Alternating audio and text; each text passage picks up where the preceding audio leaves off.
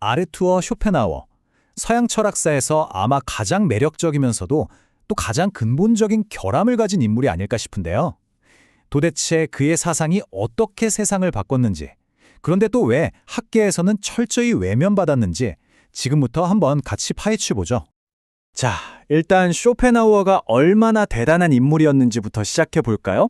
그가 남긴 유산의 한가운데에는 풀리지 않는 수수께끼가 하나 있거든요. 쇼펜하우어는 진짜 철학계의 거인이라고 불릴 만한 사람이었어요. 근데 그만큼이나 큰 논란 덩어리이기도 했죠. 이것만 봐도 그의 성격이 딱 나오죠.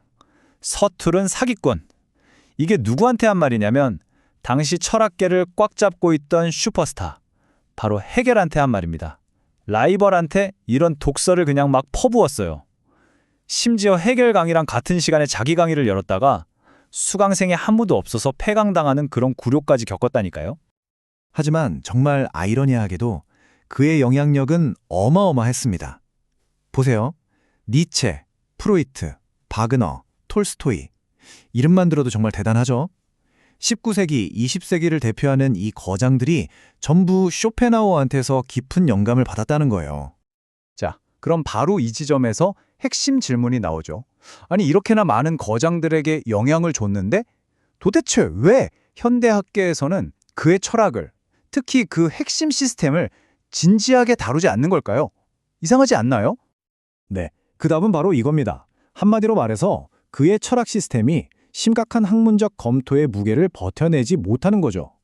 쇼펜하우어의 명성은 정말 번뜩이는 통찰력 덕분이었지만 그 멋진 통찰들을 바치고 있어야 할 기본 뼈대, 즉 철학 시스템 자체가 와르르 무너질 위기에 처했었기 때문이에요.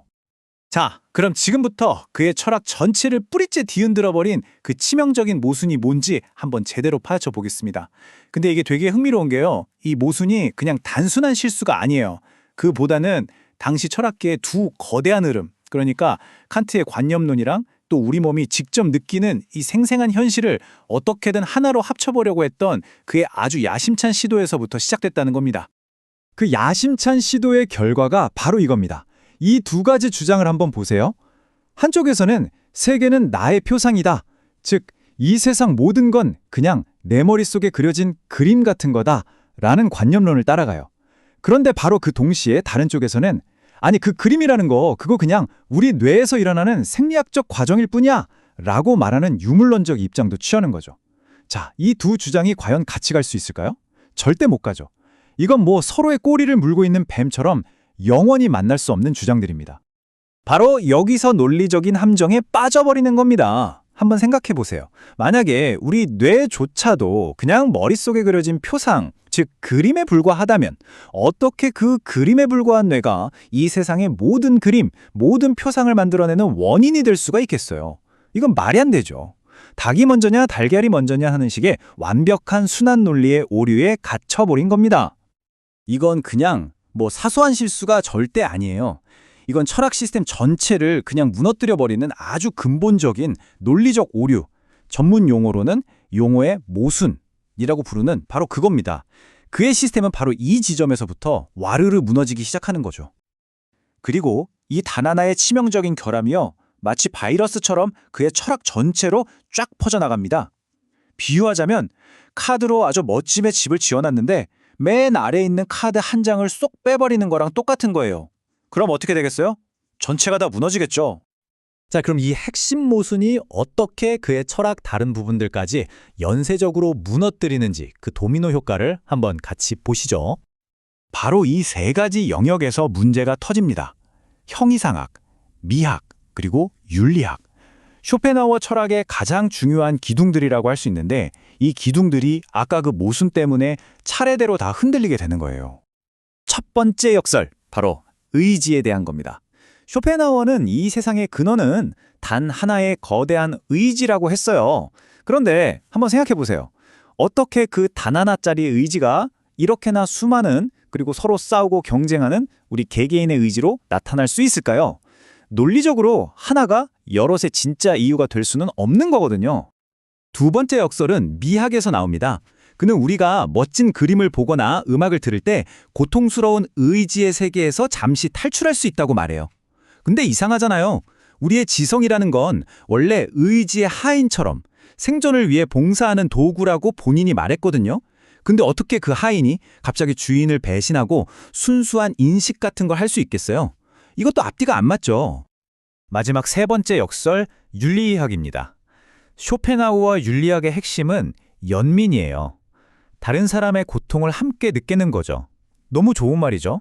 그런데 문제가 뭐냐면 그의 철학 시스템에 따르면 사실 나 빼고 다른 사람들은 전부 실체가 없는 그냥 내 머릿속의 환영일 뿐이거든요. 자, 그럼 질문입니다. 존재하지도 않는 환영의 고통에 대해서 우리가 어떻게 진짜 연면을 느낄 수 있을까요?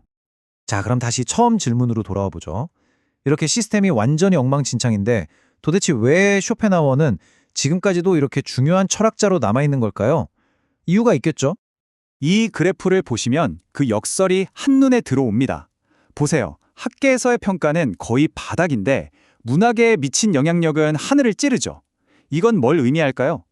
바로 그의 진짜 가치가 그 허술한 시스템이 아니라 다른 곳에 있었다는 뜻입니다. 바로 이겁니다.